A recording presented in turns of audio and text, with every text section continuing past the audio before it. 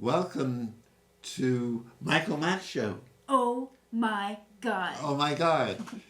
And Michael, we can't fill Michael Mack's shoes or bring his spirit, but we'll do the best we can. I'm very much influenced by Michael Mack, who I think is a walking prayer. Just the unknown God seems to come through him in his daily activities, let alone when he prays. So we've just finished the story of Abraham, and Sarah's going to read one little chapter, one little part of the last chapter, just summing it up and talking about Abraham's son Isaac. This is the family history of Isaac. Abraham had a son named Isaac. When Isaac was 40 years old, divide by 2, 20. He married Rebekah, who came from northwestern Mesopotamia. She was Bethuel's daughter and the sister of Laban the Aramean. Isaac's wife could not have children, so Isaac prayed to the Lord for her. The Lord heard Isaac's prayer, and Rebekah became pregnant. Oh, so it's the same challenge. Maybe poor Isaac was so traumatized it was hard to really, but with the help of some divine energy, he could do it. Abraham didn't need that, of course. So we've summed up the whole story, and we're now going to be blessed with questions, comments, feelings, thoughts from Sarah Brett. I'll add mine, although I'm way more interested in hers. What do you make of the whole story? Wow, it's definitely a love story. Between? Sarah and Abraham, and you helped me see life's that. challenges. You helped me see that. I wasn't ready to write this story until I saw that. He buried her and then was buried by her. And bought the plot so that he would be buried next to her. Yes. So he loved it, like my mother and father, actually. I don't know if they're buried, I think they're buried side by side. My father was holding my mother's hand in the kitchen and saying, honey, he's in his young 70s. And he says, honey, we wasted 40 years of our life fighting. Which is touching. And the same of Abraham and Sarah. Brutal fighting, right? Almost killing each other's child. This is not, maybe it is Sound of Music, because that has a lot of brutality in there too. So what would you do if your husband, first of all, your wife, throws out, with your consent, Ishmael and the slave woman Hagar, Ishmael's mother and Abraham's mistress, and says, throw them out into the desert? Or when Hagar was pregnant with Abraham's son, and he so much wanted a child, what would you do if you were Abraham, Hagar, or Sarah? Sarah acted instinctively. She did ask Abraham, she told Abraham that Hagar wasn't being very nice to her. And Abraham said, go do what you want to do. She's in your hands. So she at least took the time to ask for Abraham's approval. She didn't just... Well, she couldn't beat him. She couldn't beat Hagar without Abraham would say, what are you doing? But he let her. She was a power in the family. So what do we feel and think? Can you see that scene where Sarai, her name is Sarai then, is beating the pregnant Hagar? What does it look like to you, movie producer that you are? Okay. Very ugly. Some A lot of punches. Punches from Sarai. And Punches a lot of in the belly? shrieks. I'm gonna say upper chest. Oh, so like not- some boxing. Oh, but not attacking the child directly? No. And what do you feel? Well, it's clear what Hagar feels. She runs away. And if you're Sarai, it seems that are you happy she runs away? You are. Sarah's happy she runs away. And what does Abraham feel, do? I believe he prays to Yahweh. Oh, Because Hagar then hears a message in the desert. the messenger comes. I like to think Abraham sends the messenger. Mm-hmm. He's not that cruel. Hagar's being given a lesson. If you want to live in this family, you better look at your mistress with respect. And it worked for a while. So after this happens, how does Abraham and Sarah relate? Can you see them relating? I do feel like Abraham has, in a way, a sense of security. He liked the fact that Sarah was jealous. Oh my. It showed that there was love. Between him and Sarah? Yeah, that she really was upset and really, Sarah wanted Abraham to have a child. But it was once that situation showed itself and Hagar started bossing Sarah around, Sarah really couldn't take it anymore. I understand. I love the story because it shows you what life is like. Mm-hmm. And to get through what this hero and heroine had to go through. Hagar too, who was the mother of Muslims. Mm-hmm. What amazing human beings. When you go to Mecca on the pilgrimage, every Muslim has to go once in their life. What they do is they run between two hills in Mecca. And they say that Hagar ran between one and another hill pretty frantically, maybe with belief and faith. She needed to find water for herself and her son, and does. A special spring in Mecca called Zimran, and she found the spring. And they still feel that place is a holy place in Mecca. And the pilgrims run back and forth 7 times. So they really experience. And why 7 times? That's what the Muslims, how the Muslims understand the amount of times Hagar had to run looking for a spring. And 7 is a biblical number, too. So they really feel the story. We're just telling it. Maybe we're feeling it a bit. You're tired. You're running in the desert between these 2 hills.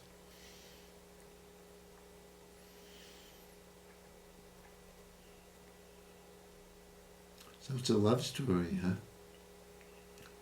And this story, when I'm doing it with you, helps me love people I love. It helps me know they can do astoundingly painful things.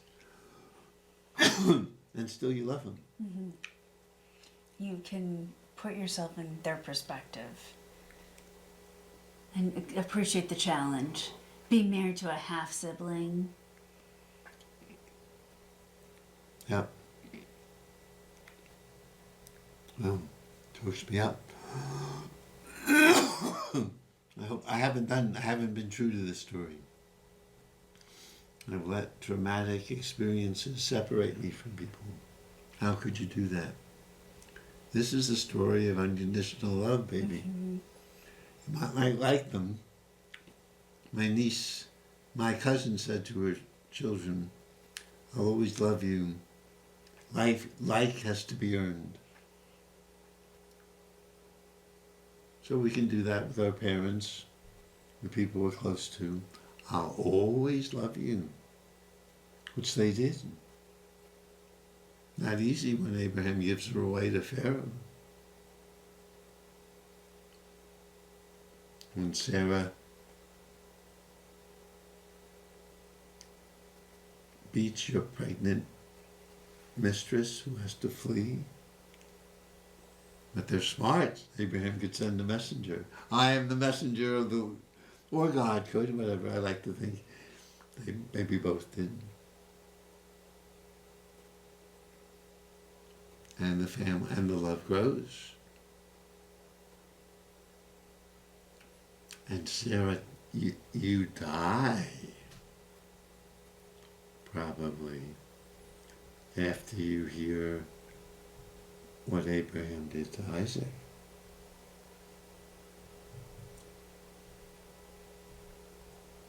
Sarah was not a part of Ishmael's life at all. Hagar's son.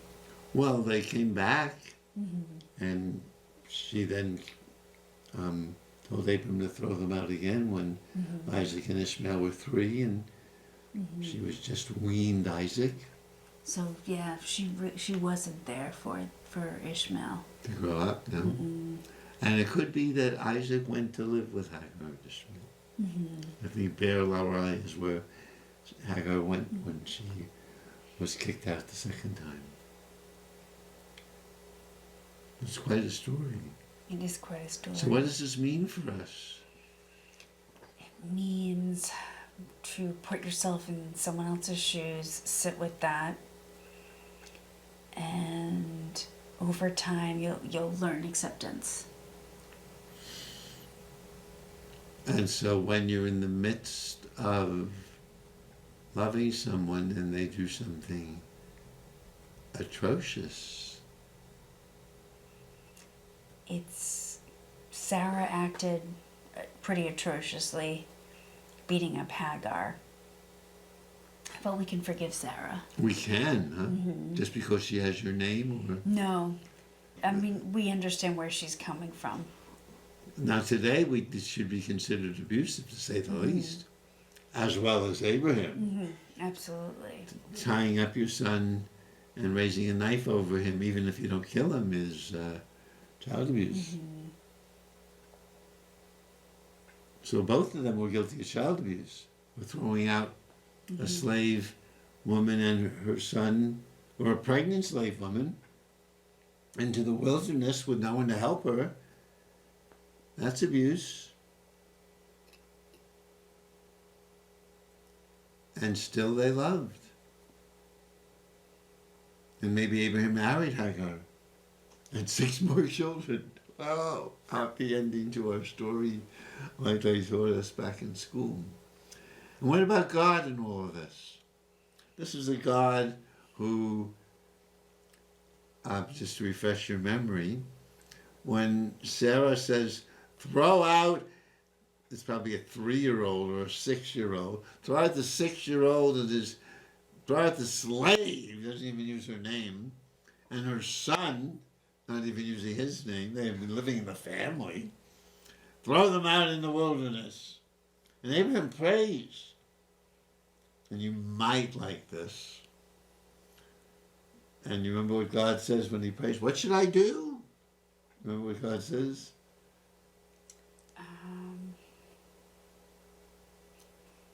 Do what your wife tells you. Oh, right, of course. Kind of God you might like. Yes. Yep. Maybe like or not. What do you think of a God like that? I would like an impartial God. Therefore, which means That I would not want a God who says, do whatever your wife says, or Wow. do whatever. So what do we make of this God in this story? You could tell him what to do. At the end, right? Yeah. So maybe that's part of the journey with divinity. One philosopher when one God got up in the divine assembly and said, "There's no other God but me," the rest died laughing, because there's many forces, powers from the sun and the galaxy, many, many. Although in the story of Abraham seems the same thing he does with his family. He seems to get all of these forces to work together. Like just get all of our parts together. Your angry part, your loving part, your scared part, your brave part. Your repel part, right? Your desires. Get them all together. Which is why he's known as the bringer of one God, or it could be a unifying. Get all our parts together, which he eventually did. Right? Eventually, no more trauma. Hope. Wow. No more trauma. You're right. So maybe I like to think of it as we've got to educate God like God educates us. We grow together. Interesting. Like our friendship. You grow together. Give and take. Yes. You're not sure. You're a good God. You wouldn't destroy Sodom if there were 50 just people in there, would you? Good God that you are. And God, of course, told Abraham he was planning on doing it.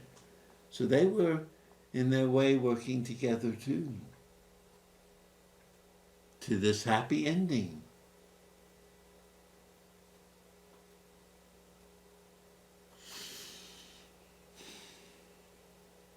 Any other comments, questions, feelings, thoughts? No, the give and take with God is very interesting. I think I'm going to tell God a few things. And listen, maybe? Listen And tell.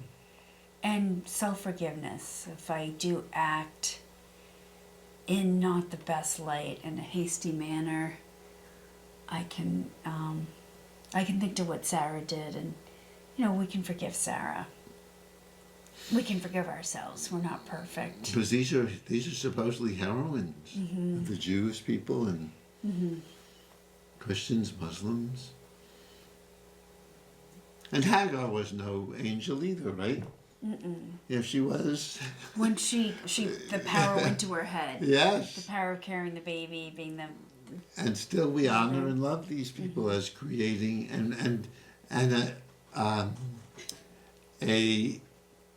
maybe a blueprint or a challenge to be unified.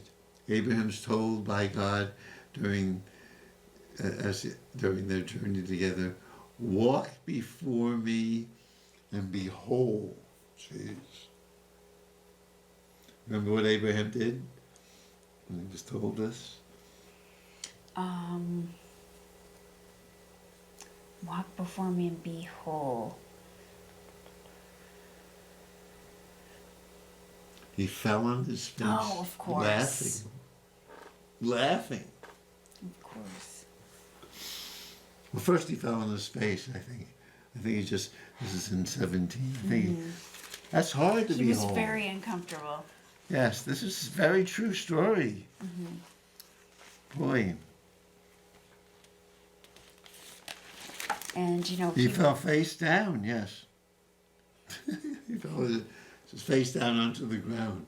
That's how I'm going to be. And maybe that will help you be whole. Get down there. And the Lord had said he was going to make him a father of many. Yeah, which did happen.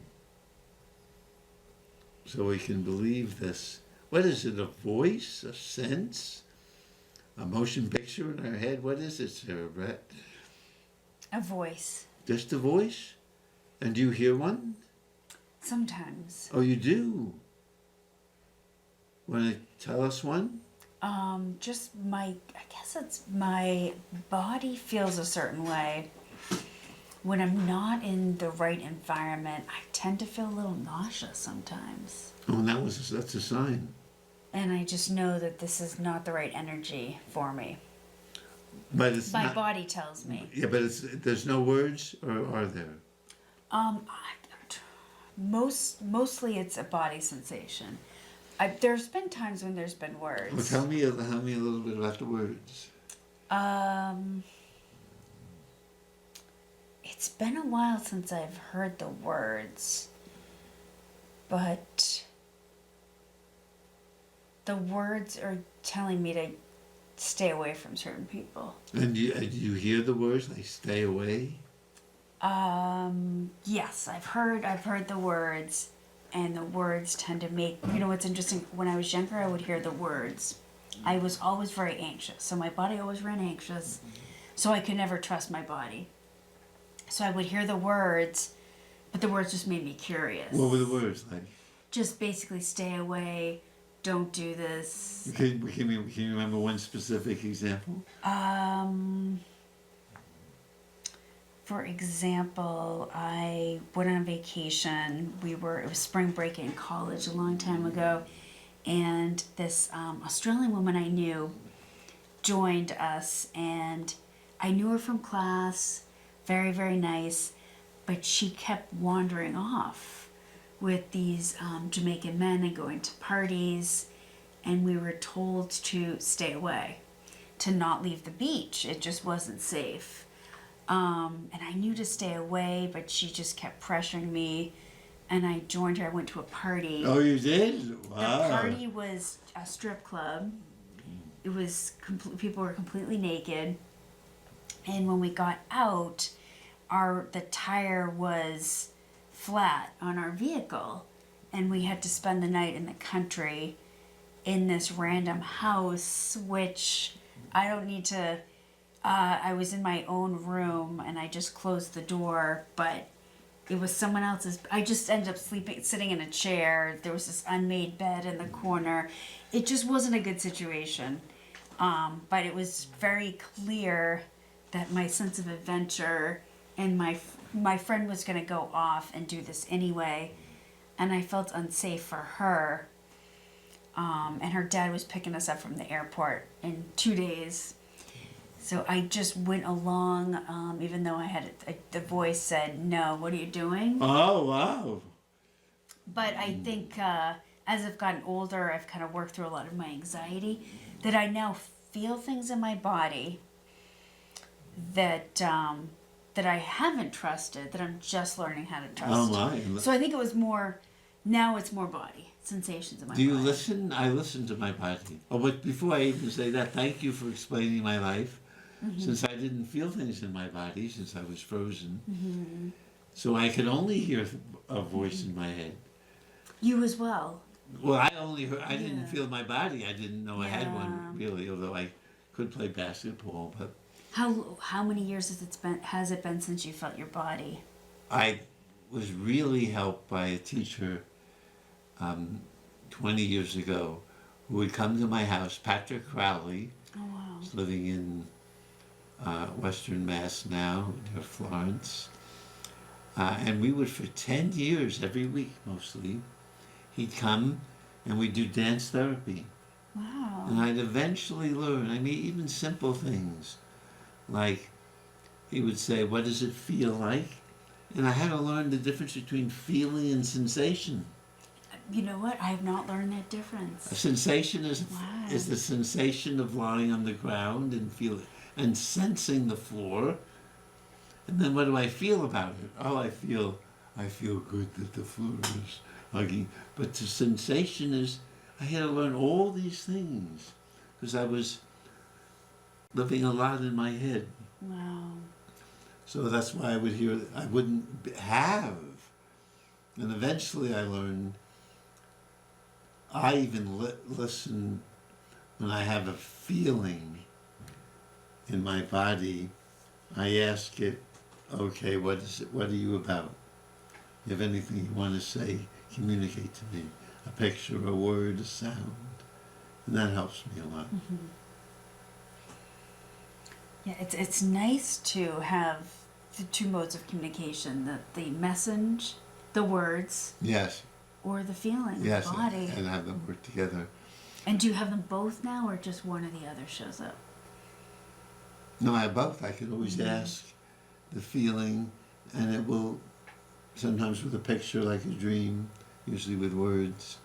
So we only have a minute to go. Maybe we should make one prayer to the Yahweh of the story we're reading and the God of the story we're reading. Yahweh Elohim is what they say.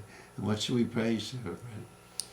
May we listen and not be afraid to ask. Wow! And not be afraid of the truth. May we listen and not be afraid to ask, and not be afraid of the truth, not be afraid of it. Wow. Anything else?